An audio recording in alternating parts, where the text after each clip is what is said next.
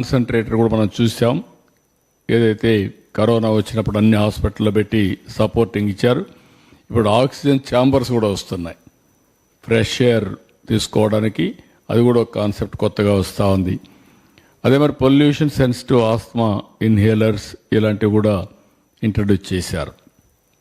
Next అదే మరికి infectious డిసీజెస్కి డెంగ్యూ ప్రూఫ్ హౌసింగ్ సింగపూర్ ఒక మోడల్ చేశారు. ఇంటికే పెయింట్ వేసి ఇంట్లో దోమలు లేకుండా. TB vaccine boosters for high risk గ్రూప్స్కి ఇవ్వడం. అదే మరి సెకండరీ ప్రివెన్షన్ కింద అర్లీ డిటెక్షన్ జెనీ పెట్ టీబీ టెస్టింగు. అదే మరి డెంగ్యూ NS1 ఇలాంటి కొన్ని ఇనిషియేటివ్ చేశారు. టెరిషరీ ప్రివెన్షన్కి వచ్చి డైరెక్ట్ బెనిఫిట్ ట్రాన్స్ఫర్ కింద డీబీటీ 500 రూపాయలు వాళ్ళ అకౌంట్లో వేయడం. న్యూట్రిషన్ కిట్ ఈజ్ బీయింగ్ వాళ్ళకి ఇవ్వడం. ఇవి కూడా చేశారు. ఇలాంటివి మస్కిటోస్ మీద ఇండోనేషియాలో ఒక ట్రయల్ కింద వోల్బెకియా అనే ఒక ఇన్ఫెక్టెడ్ ఇది పెట్టి చేశారు. ఇంతకుముందు మనం కూడా చాలా ప్రయోగాలు చేశాం. డెంగ్యూను కంట్రోల్ చేయాలంటే ఏం చేయాలి, మలేరియా కంట్రోల్ చేయాలంటే ఏం చేయాలి, అలాంటివి చాలా ప్రయోగాలు చేశాం. దీన్ని కూడా కంట్రోల్ చేయడానికి ఇన్ఫెక్చువస్ డిసీజ్ అన్నీ కూడా మన చేతుల్లో ఉంది. బ్యాక్టీరియా మస్కిటోని కంట్రోల్ చేయగలిగితే చాలా వరకు కంట్రోల్ అవుతుంది. క్రానిక్ కిడ్నీ డిసీజ్ మీరు చూశారు. Village water testing for heavy metals ban. ఏవైతే గ్లైఫోసైట్ పెస్టిసైడ్స్ ఉన్నాయో అవన్నీ కూడా చేయడం శ్రీలంకలో చేశారు. Urine ACR test at mandal camps పెట్టి చేయించడం. ఇలాంటి వేరియస్ మెథడ్స్ని తీసుకొచ్చారు.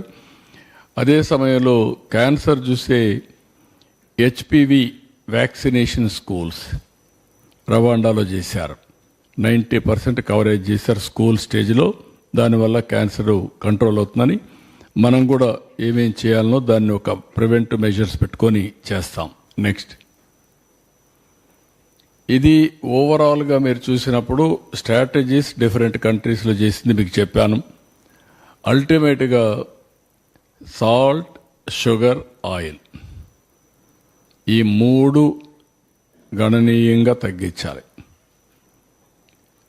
నలుగురు ఉండే ఫ్యామిలీ 0.6 kg నెలకు సాల్ట్ వాడాలి. 2 లీటర్ల ఆయిల్ వాడాలి. 3 kg చక్కెర వాడితే ఐడియల్ సిచ్యువేషన్ చాలా వరకు రిస్ట్రిక్షన్స్ అవుతాయి.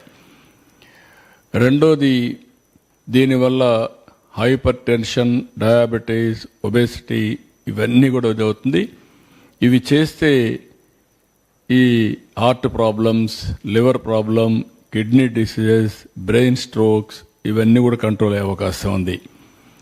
ఎవ్రీ పర్సన్కి నేను స్టేట్లో అందరూ కోరుతున్నా ఒక ½ an hour ఎక్సర్సైజ్, వాకింగ్, సాయంత్రమా మార్నింగ్ కంపల్సరీగా ½ an hour 30 minutes బ్రేక్ తీసుకోవాలి, ఎక్సర్సైజ్ చేయాలి ఆర్ వాకింగ్ అన్న చేయాలి.